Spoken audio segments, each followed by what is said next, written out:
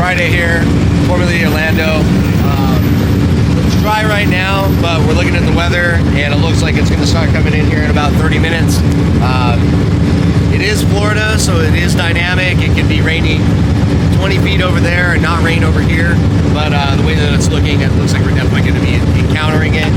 We're hoping to get at least one dry lap so we can test our suspension settings. Because again, throughout the weekend, conditions might change from today till tomorrow. So just want to make sure everything's good, and then hopefully it rains, and then hopefully if it does rain, it'll stay wet so we can be consistent. But that's our goal for today, is just stay on the consistent line, keep up the aggression. Have a good day today during qualifying.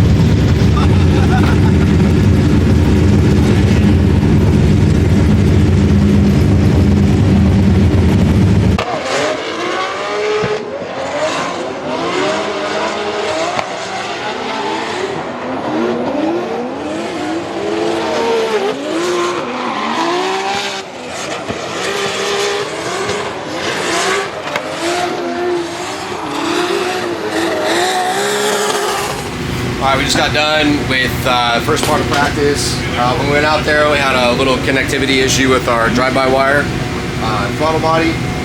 So we went through that, redid the pins, and it seems to be working okay right now. I did 2 practice laps right now. Both of them were chases. I had one with Taylor Hole. Kind of slow rolled me a little bit, and my spotter was telling me that he was fast. So I was anticipating for him to be on throttle. And that was kind of like a wash run. And then my second one that I just had with Simon Olsen was pretty good.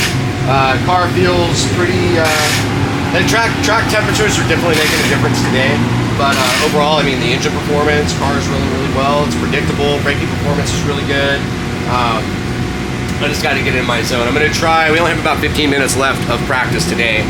Guys are putting gas in the car, putting some Sunoco E98 in the car. Gonna swap Fresh Bear SX2 RS's and head out there, try to get a nice lead and get ready for qualifying. It looks like it's going to start raining soon. It's kind of, if you can see here on the windshield,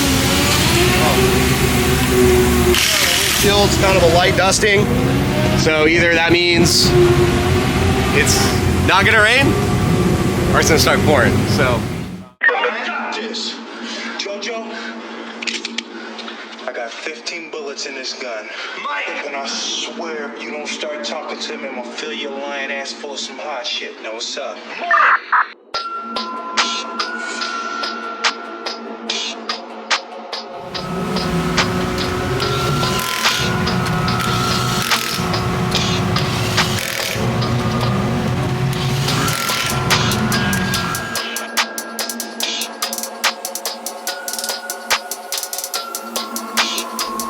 Literal rolling in. Snoop Dogg umbrella. Joe Biden always carries umbrella for Christmas. Ryan Literal pulling up that power stop. GT Radial S15.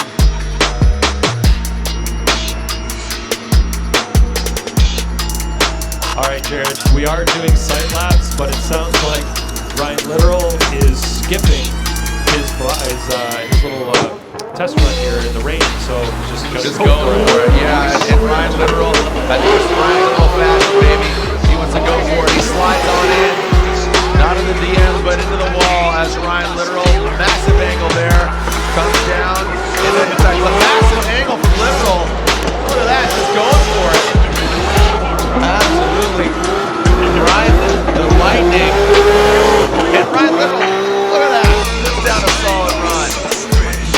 And an 83 for Ryan Literal. And that's going to put him in a head-to-head competition. Oh my gosh, you got a soldering iron out. Yeah. So it's generally unaccepted to use solder at all, period, in a car. You don't want to get to it. But we have a new phenomenon where your car, the engine and drivetrain are solid mounted. So what happens is connections like this one, which is an OEM female socket connection, goes into here. In the course of vibration over one event, these terminals have wallowed themselves out. So So we know that because we swapped throttle bodies, drove 9 laps, and had the same problem. I took this connector out today when you had the failure, pulled the terminals out, crushed them, filled them with dielectric grease, put them back in, and the problem went away. So in the endurance cars, we do a process called potting when this happens. So what we'll do is I'll take these wires that I've pre-made here and I'll solder them directly to these terminals and then bend them back so the insulation doesn't touch other wires, right? And then I'm going to fill this with epoxy potting compound, which will come 6 inches out of here, and then we'll then go into one of these ASL or Autosport connectors. And then on the car, we switch to this connection. So not only do we have a better connection that has more cycle life, it's made of nickel, it has gold-plated terminals, so it has better contact, and we have the 6 inches of wire that allow the vibration to be absorbed for the connection. And you can actually see it, because I showed this to Austin earlier because he wanted to learn. So this is a normal, down here, this is a normal throttle voltage trace, right? So you have 2 different traces, and they fluctuate opposite of each other. In this case, in the Bosch case, some of them fluctuate the same but on a different scale, but in the Bosch case they're opposite. So you go this way, you can see they cross over each other and come up, and that changes your throttle position here. You can see the changes in throttle position. Now, right here, you can see the throttle position, throttle aim don't match. This is actually from the shakedown. And so I suspect here, we weren't getting the control wires, the negative and positive, because we were at 100% duty cycle all the way here. So we're at 100% duty cycle, meaning it's trying to turn the throttle as quickly as it can, and the throttle position was only 39%. And then the throttle aim, when it goes into a fault state, when it says, okay, there's a problem, and all this happens within a 1/10 of a second, the ECU says there's an issue, the throttle goes to fault state, so we're aiming for 85%, we get 11. So when we did that, we changed the throttle body to verify that the throttle body wasn't the problem. And then when you went this morning to do your warm-up, we got stuck on the bank. The car couldn't come up the bank because your throttle wasn't working. So I just showed you those throttle position traces. You see, looking at this red one, it's goofed. Yeah. It's really noisy, really staticky, meaning it's making an intermittent connection. So that intermittent connection is what caused your throttle to go into a fault state, right there, sensor fault, throttle servo fault, which is the engine speed limit, right? Throttle servo fault, it caused the intermittent connection, and all of this comes from those pins in this connector right here, or sorry, the sockets, wobbling and expanding out and making a loose connection on their thing. So switching them over to Autosports with a 6-inch lead takes all the vibration, puts the vibration over here, and all of this wire gets to absorb that vibration. This is something we do on like LMP1 cars, Indy cars, Formula 1 cars, stuff like that. They all have everything like this. You'll see like a carbon box on top of the engine, and every single sensor has a lead that goes up to it so that this can never happen. Some people just do it because it looks cool, but that's why it actually happens. Right. Because everything that looks cool has a purpose. Form follows function. Yep.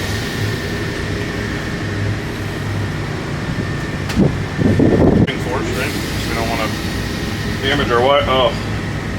Oh no. Oh no. They make an extension for the extension. We didn't factor that. Nope. I think we have an extension cord around here. We have a lot. What are you doing? He's got Rick Oh, roll. dang! He's got Rick Dang! Yeah. All right. Back in action, baby. The world's largest solder. I tried to get smaller, all I right? need to restock my toolbox. So bigger is not always better. Correct. Unless you're plumbing. If you're doing plumbing, this would be perfect. Now just 10 each one of them individually. Another part of this is you It's hilarious. mentally feel like you want to cut the housing off, right? So you can get to these easier. But if you do that, then you have nowhere for the epoxy to set. And the epoxy is really important because it negates the effects of solder, right? Because the problem with soldering wires in a race car is vibration, once again. Because no matter how good you think you are at soldering, I guarantee you, you take your solder joint and you bend the wire, see where that bent? You all need sandwiches? It's because the solder wicked all the way up to here in that instant touch. So what happens if you just solder wires in your car is over time they're gonna shake and shake and shake, and then the wire's gonna crack inside of here, and I'll give you $5 if you ever find that failure. That's why you never solder wires in race cars. So now that that is in there, like swimwear, twist the wires so that they're more flexible, right? Otherwise they kind of are stiff. And then cover it in a little DR25 for some chemical resistance. And I need to fill this with epoxy, which I have potting epoxy with me. Epoxy potting compound. What I don't have is how to mix that epoxy. So I'm working on figuring that one out. Oh no. So I think I'm just going to mix it up on a tray and pour it in there. So what we'll do is leave it like this overnight. Well, I'll probably put it on there and make sure it's all working first. But then what we'll do is pour that in there and leave it overnight, and it'll level off, and it'll just be like a black finish, like an electronic device. Like if you get something with a circuit board in it, it's just got the black back. Right. That's how they make that. So it'll look like that there. And then this will sit over here with the Autosport connector over here. And this will do this all at once, and that will be coated in epoxy and never vibrate. I'm going to put a connector on it and go make sure it works before I seal it and totally fuck us if it's wrong. But at the same time, I've decided to leave the other throttle body and connector and terminals, which I also have in my toolbox, ready in case this doesn't work, which I don't know why it wouldn't work, but the life of racing. You always have a backup. You always have a backup plan. You have a backup plan for the backup plan. That's your mate to this guy. It's actually a 6108, so it doesn't have a flange because it's going to hang freely, right? Go like that. That's a lot harder to disconnect than that. Right. And there's a lot more support in here to hold those terminals, and also the terminals are thicker. I mean, there's a multitude of advantages. Go ahead and actuate the throttle slowly, open and close. Yep. Now release.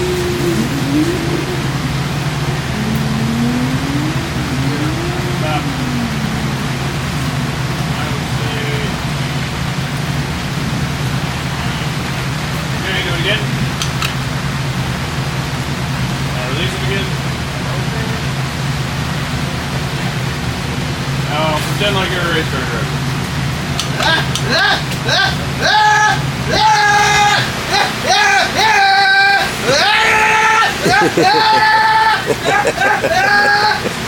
Pretty accurate. Perfect. Super accurate. Proud of it. So it's all happy. So now that it's all, well, no. Now we're gonna have to put it on in the morning. Now I gotta epoxy the boot shut, fill it up with epoxy. But my throttle body didn't respond to the pedal. It didn't? No. Oh, you didn't say that. It's a new throttle body, that's why I said calibration. It didn't move at all? No, it like closed. Oh, it's never gonna move with the pedal. Let me see what it does. Hit the throttle again. Wide open. We got motor positive, motor negative backwards. And this whole scene gets cut. No, it's fine. Oh! Alright. Oh, look at that. How's that go? It goes. Ring ding ding ding ding ding. Ring ding ding ding ding ding ding. Ring ding ding ding ding ding. Ba ba pow. I like that. Thank you. Trying to take strides in the right direction and be prepared and go about things the right way, and not just throw parts at something, and really be thorough and understand why things are going wrong, to have better input in the performance side of the car. So we're gonna be good tomorrow. I feel good. I feel confident. Qualifying run was okay. I mean, with the throttle happening today, we went out for practice, and I went into the burnout box, and the throttle was unresponsive. So I had to get towed back up, brought it back to the garage here, and we got it fixed, like Dustin had said, and kind of got us through the rest of the day. But having that happen in the beginning of the day kind of really threw me off mentally. And just when you don't have the faith into the car, it's hard to commit to that. Up against the wall where they want you to initiate, you know. So, but I knew going into qualifying that I had to do what I needed to do to get through qualifying. It's the highest I've been up all weekend, so I wasn't as high yesterday in practice. So the way that I was coming off the bank into interclip 1 was accurate yesterday, but today, because I was up higher, when I came down a little bit too sharply and clipped that interclip. So, you know, but the car makes a lot of grip. It's very responsive. It's doing what I want it to do comfortably. So my confidence in the car is high. So when I come out tomorrow during the warm up and just have a really good, solid first lap. And I've been chasing the most in all of my practice approaches since yesterday and today. Even today, I just hopped just into the follow lane just because I wanted to get as much drive time as possible and get comfortable. So I'm going to do the same approach tomorrow. I'm going to come out. I just want to come out the gate and drive hard.